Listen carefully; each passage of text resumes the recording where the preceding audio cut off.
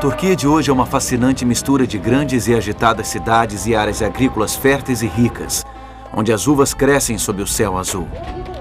Seu povo é trabalhador e receptivo aos estrangeiros. Os turistas vêm aqui para conhecerem cidades da história bíblica ou para percorrerem locais que um dia dominaram a paisagem da antiga Anatólia.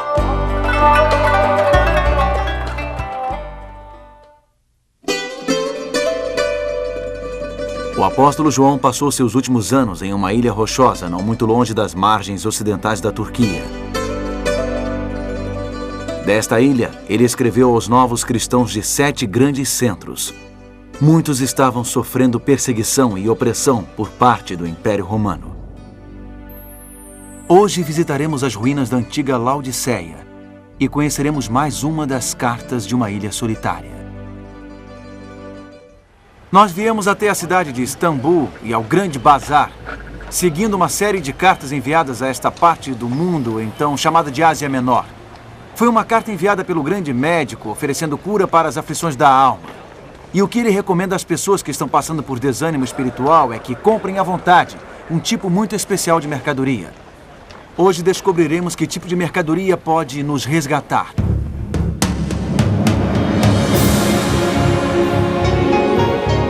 Ele permaneceu através dos tempos. O livro de Deus, a Bíblia. Indispensável em nosso mundo complexo. Está escrito, transmitindo esperança ao redor do mundo. Apresentado por Mark Finley. Hoje, o remédio certo.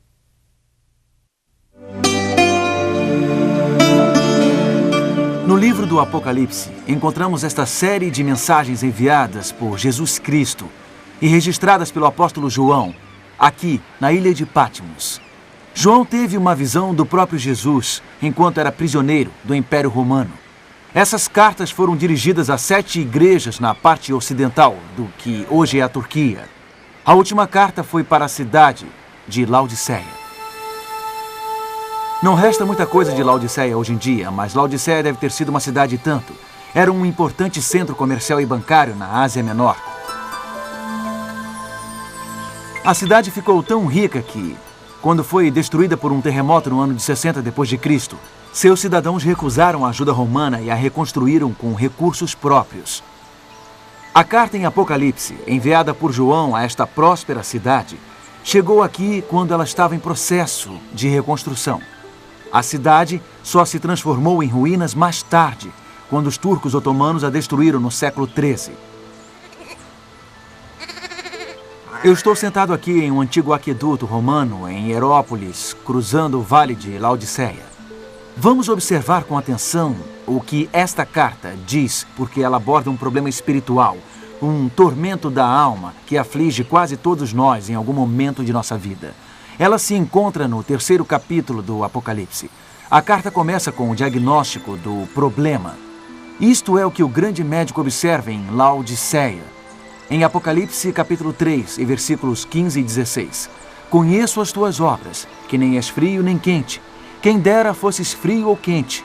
Assim, porque és morno e nem és quente nem frio, estou a ponto de vomitar-te da minha boca.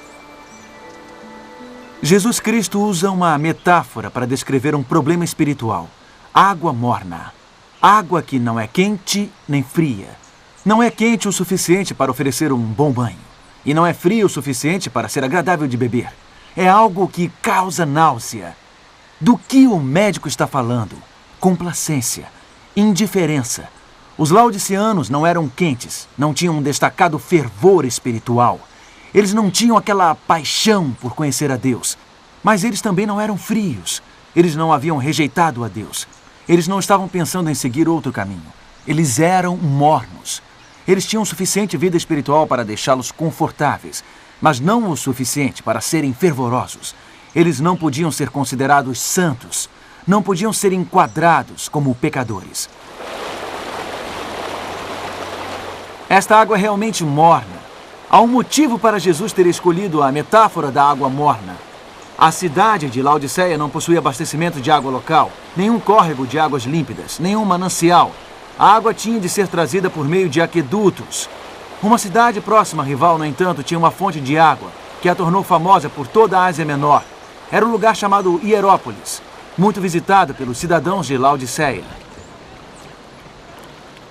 Hierópolis possuía uma série de fontes de águas termais ricas em minerais especiais. É possível visitá-las hoje. A água aqui, rica em sais de cálcio, deixava depósitos brancos conforme descia pelas encostas. Estes depósitos de formas peculiares são chamados travertinos. Hoje o local se chama Pamukkale, que significa castelo de algodão, e é um ponto turístico muito visitado. Hierópolis transformou-se em um verdadeiro spa de saúde nos tempos antigos. Pessoas com todos os tipos de males vinham até estas fontes minerais em busca de cura. Parecia haver algo mágico neste lugar. As águas quentes e calmantes de Hierópolis ofereciam aos aflitos um pedacinho do céu.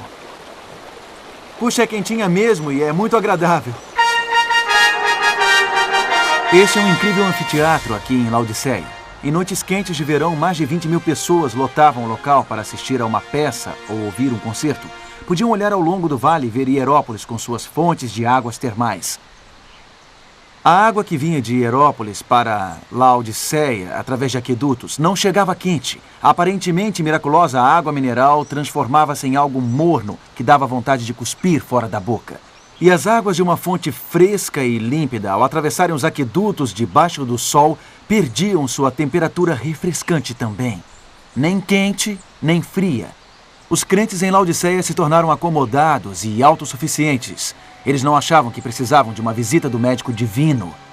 E então Cristo teve de usar uma imagem impactante para tentar despertá-los, para fazê-los enxergar seu tormento, sua doença. Ele disse: "Vocês acham que tudo está bem, mas na verdade vocês se tornaram algo que tenho vontade de cuspir fora da boca. Sejam quentes ou sejam frios. Sejam uma coisa ou sejam outra.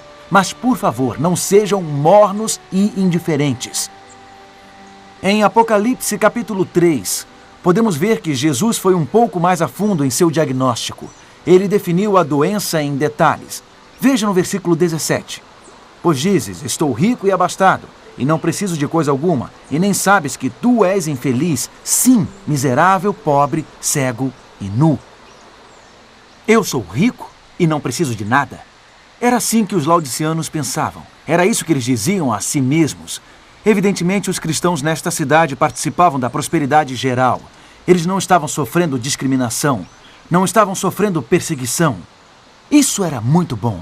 Mas os laodiceanos também não sentiam-se empolgados com o Evangelho. Não era relevante para eles. A boa nova de Jesus Cristo havia se tornado algo comum. O materialismo estava começando a entorpecer os seus sentidos. A agitação da vida diária estava começando a neutralizar seus valores espirituais. À primeira vista, viver confortavelmente não parece uma coisa tão terrível. Achamos não ser algo perigoso. Não posso satisfazer os meus desejos? O que há de errado em estar bem financeiramente? O que há de errado em se alegrar com o que você conquista? A resposta é absolutamente nada, a não ser quando você é pobre, cego e nu e nem se dá conta disso. O problema é quando você está passando fome, mas acha que está saciado. O problema é quando está cego, mas acha que enxerga. Para entender o dilema que essas pessoas em Laodiceia enfrentavam, vou levá-lo a um dos lugares mais confortáveis do mundo. Um dos mais sofisticados lugares da Terra.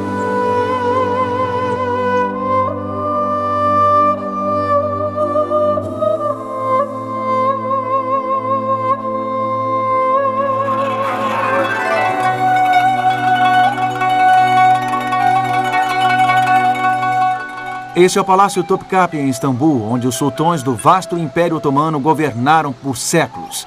Eles eram os todo-poderosos, sua riqueza era legendária.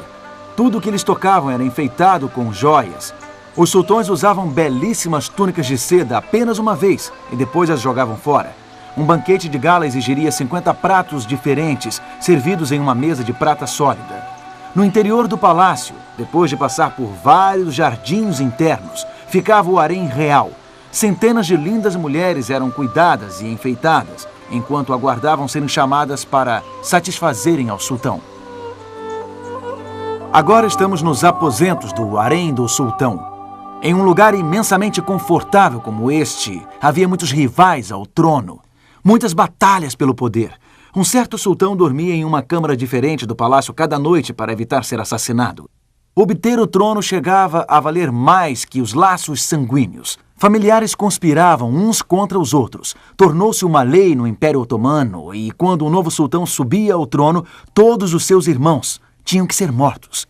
Esta prática sanguinária finalmente provocou indignação quando um sultão mandou matar até a seus irmãos que ainda eram crianças. Os oficiais decidiram que seria melhor aprisionar os irmãos mais novos do rei. Eles eram mantidos em vários quartos em cima do harém, os quais vieram a ser chamados de gaiola dourada. Alguns eram mantidos ali por toda a vida. Eles desfrutavam dos luxos do Palácio Real. Eles tinham criados à sua disposição. Todas as suas exigências eram atendidas. Eles não precisavam de nada. E também havia chance de um deles se tornar sultão, caso o irmão no trono morresse. Mas algo acontecia com aqueles garotos que se tornavam adultos dentro da gaiola dourada. Algo acontecia com eles em seu confortável isolamento. Eles perdiam o rumo, perdiam a identidade, perdiam acima de tudo a compaixão. Deli Ibrahim tornou-se sultão após 22 anos na gaiola dourada. Ele sofria de extrema paranoia. Uma vez mandou afogar 200 concubinas no mar de Bósforo. Outro homem que surgiu da gaiola dourada, Osman II, às vezes usava prisioneiros de guerra como alvos vivos de arco e flecha. Quando um príncipe chamado Mustafa saiu de lá após 14 longos anos, ele estava totalmente louco. A grande maioria dos sultões que saíram da gaiola dourada eram ineficientes, corruptos ou loucos. Eles eram consumidos por intrigas do palácio. Eles tinham dificuldade em lidar com problemas fora do seu luxuoso palácio. Muitos, de fato, acabavam sendo dominados por mulheres ardilosas de seu grande harém. E o Império Otomano, o império que se propagou por todo o Mediterrâneo, o império que um dia representou uma ameaça à própria Europa, começou a murchar. Ele começou a declinar, até que finalmente veio a desaparecer. Isto é o que acontece conosco quando ficamos autossuficientes demais, quando não somos nem quentes nem frios. Aquilo que mais valorizamos acaba escapando pelos dedos. A fé e os valores que deram a nossas vidas rumo podem começar a desaparecer. Existe perigo na gaiola dourada. Existe perigo em chegar a pensar que não precisamos de nada. Podemos acabar pobres, cegos e nus, porque nossa vida espiritual se enfraqueceu. E nem percebemos. Este foi o problema que o grande médico diagnosticou em sua carta à igreja, em Laodiceia. Esta é uma carta especialmente importante porque Laodiceia, a 7ª igreja, representa a igreja de hoje. Esta carta faz parte da descrição que Deus fez de seu povo ao longo da história. A palavra Laodiceia significa um povo julgado. Esta igreja é a igreja que existirá antes da vinda de Jesus. É a igreja que existirá no tempo do julgamento. Infelizmente, os laodiceanos são mornos ou autossuficientes, indiferentes. Vivendo no mais emocionante período da história do mundo, eles deixam de captar a urgência do momento. Eles deixam de entender o significado da ocasião. A última igreja de Cristo, Laodiceia, encontra-se a um passo da eternidade. E, no entanto, adormece confortavelmente em sua morna complacência. Ela vive nos últimos dias da história, mas não consegue reconhecer a importância do tempo em que está vivendo. Cristo está batendo na porta do coração de Laodiceia. Ele faz um apelo para que ela acorde, para que ela entregue a sua vida a Ele, para que aproveite a oportunidade do momento, para que proclame a palavra do Senhor e prepare o mundo para a sua breve volta. Então, qual é o remédio recomendado para curar os males de Laodiceia? O que nós podemos fazer em relação à mornidão em nossas próprias vidas cristãs? Será que podemos reverter esse lento e constante declínio? Sim, o grande médico oferece um remédio. O que ele nos diz, surpreendentemente, é para sairmos e comprarmos 3 coisas. Ir às compras não é a primeira coisa que vem à mente quando pensamos em remédios espirituais. Ainda que seja comum irmos ao shopping para curar a tristeza. Mas o grande médico tem em mente um tipo de compra muito especial, uma ida às compras especialmente planejada para aqueles que pensam que não precisam de nada. Este trigo dourado está quase pronto para a colheita, aqui nos campos de Laodiceia. Isto me lembra do julgamento final e da colheita a ser feita por Cristo. Faz-me lembrar também de uma prescrição que o próprio Jesus Cristo deu no capítulo 3 do livro do Apocalipse, no verso 18. Aconselho-te que de mim compres ouro refinado pelo fogo para te enriqueceres, vestiduras brancas para te vestires, a fim de que não seja manifesta a vergonha da tua nudez, e colírio para ungires os olhos, a fim de que vejam. Esta é a prescrição para aqueles que são pobres, cegos e nus e não sabem. Esta prescrição é para os mornos. Ela nos mostra uma saída para a letargia espiritual. Ela nos mostra como almas adormecidas podem ser reavivadas. Portanto, esses itens que Jesus pede que compremos devem ser, de fato, remédios poderosos. Eles devem ser potentes. Vejamos exatamente o que o grande médico quis dizer com esse ouro, essas vestiduras brancas e esse colírio. Jesus diz em primeiro lugar, compres de mim ouro refinado pelo fogo. O que isso significa? Bom, encontramos uma frase muito parecida em outra parte do Novo Testamento. Veja em 1 Pedro capítulo 1 e versículo 7. O apóstolo ora pelos crentes, para que, uma vez confirmado o valor da vossa fé, muito mais preciosa do que o ouro perecível, mesmo apurado por fogo, redundem em louvor, glória e honra na revelação de Jesus Cristo. Pedro compara a fé sendo provada ao ouro sendo refinado no fogo. E ele acrescenta que a fé é muito mais valiosa do que o ouro porque ela não perece. Pedro está dizendo que a fé é uma qualidade inestimável que merece ser desenvolvida. Ela deve ser refinada. E é isso que Jesus está conclamando os autossuficientes comprarem. Invista na fé. Invista na confiança. Quando nos sentimos muito confortáveis e só pensamos em nós mesmos, quando vivemos cercados por confortos materiais, é fácil começar a pensar na fé como algo muito intangível. Ao termos muitas coisas tangíveis, coisas que consideramos como prosperidade e bênçãos materiais, podemos achar que não precisamos tanto assim de fé. Deixamos de transpor as coisas humanas em busca do divino, de transpor as fronteiras da segurança, de nos arriscar. Deixamos de orar, de estudar a Bíblia, de lutar por Deus, de aprofundar nossos valores espirituais. Mas Jesus está dizendo, acorde! Você está desesperadamente pobre, sem fé. Ela não é etérea. A fé é tão sólida quanto o ouro. É tão tangível quanto os tesouros que as pessoas disputam no grande bazar de Istambul. Ela é mais valiosa do que qualquer tesouro de ouro que possamos comprar e colocar em nossas casas. Podemos passar a vida toda em busca de vários tipos de bugigangas brilhantes, mas as coisas mais importantes da vida escorregarão por nossos dedos, a menos que a gente invista na fé, em estabelecer uma firme conexão com Deus. Essa joia é muito linda. Como sair da letargia espiritual?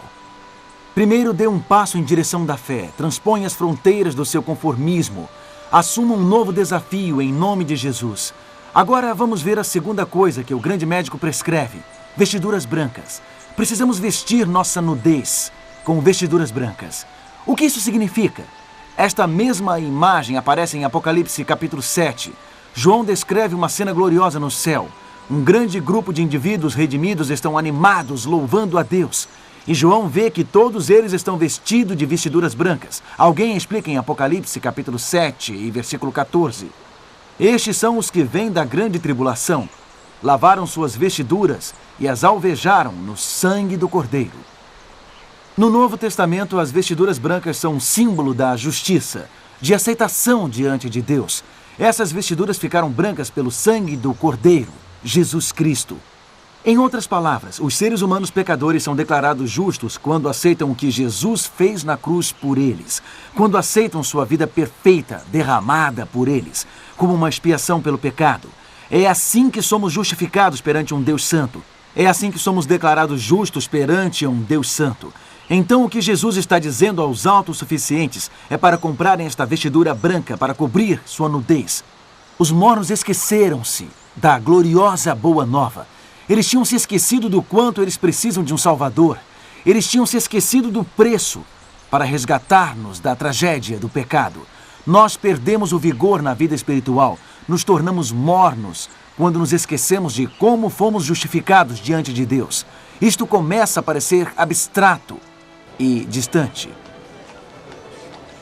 Mas o que Jesus nos diz é que este evangelho é tão básico quanto o vestuário, tão básico quanto a camisa que usamos. Estamos nus e precisamos ser cobertos. A vestidura branca que Jesus nos oferece, sua justiça, é essencial para a nossa segurança. Como sair da letargia espiritual? Valorize esta graça tão cara. Não considere algo comum. Perceba o quanto você necessita da graça que vem através da cruz.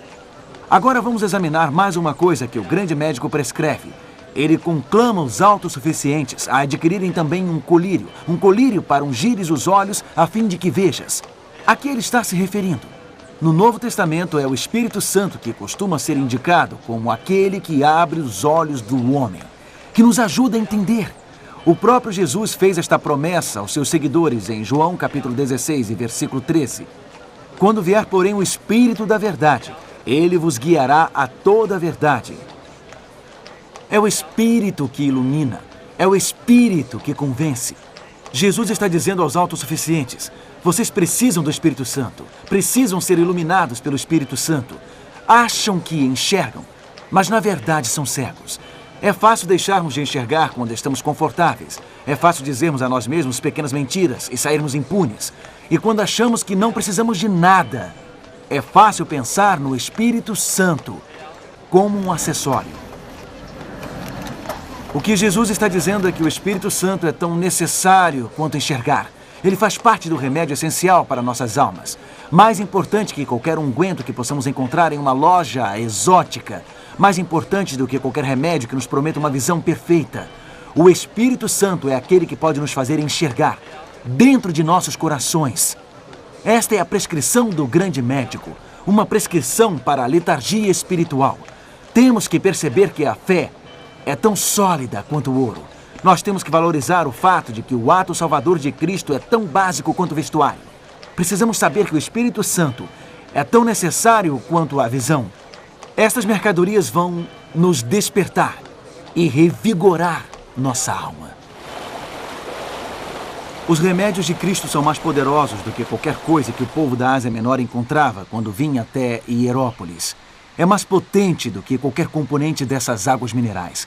O remédio de Cristo penetra profundamente em nosso ser.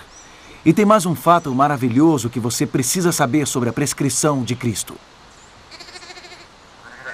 Encontramos o remédio de Jesus aqui entre as ruínas de Laodiceia. Ouça a parte final de sua mensagem à igreja em Laodiceia, encontrada em Apocalipse capítulo 3 e verso 20.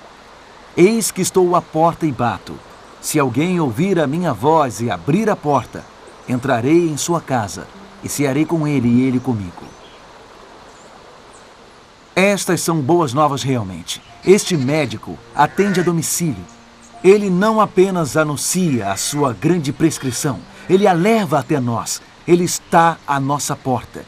Ele está batendo. Podemos dizer que este médico está trazendo um completo spa de saúde à nossa porta. Ele traz as mercadorias que vão nos curar. Ele traz o ouro, as vestiduras brancas e o colírio até a nossa porta. Não será hora de você abrir-lhe a porta? Não será hora de sentar e conversar com Jesus? Não será hora de fazer um jantar entre amigos com Ele? De passar tempo com Ele? Você tem investido a sua vida em tantas outras coisas. Que tal investir no relacionamento mais importante? No relacionamento capaz de revigorar a sua alma adormecida? Cristo está esperando. Cristo está batendo. Do mesmo modo que a água da chuva regou as colinas de Laodiceia hoje, Jesus quer regar as nossas próprias almas. Basta só que aceitemos. Neste momento, enquanto Jesus está à porta do seu coração batendo, cabe a você convidá-lo a entrar. Quer fazer isso? Quer fazer este acordo com Ele? Quer permitir que Ele lhe traga vida espiritual que lá no fundo você está desejando? Por que não fazer isso agora mesmo enquanto oramos? Querido Pai, recorremos a Ti porque uma letargia espiritual se abateu sobre nós, porque perdemos aquele fervor que costumávamos ter. Chegamos a Ti reconhecendo a nossa necessidade. Precisamos do Teu ouro para a nossa pobreza. Precisamos da Tua vestidura branca para a nossa nudez. Precisamos do Teu colírio para a nossa cegueira. Neste momento abrimos a porta do nosso coração a Ti, Senhor. Por favor, entre. Por favor, sinta-se à vontade. Sinta-se o nosso Salvador. Entre em nosso coração, mude a nossa vida, transforme tudo o que precisa ser mudado em nós. Pedimos isto em nome de Jesus. Amém.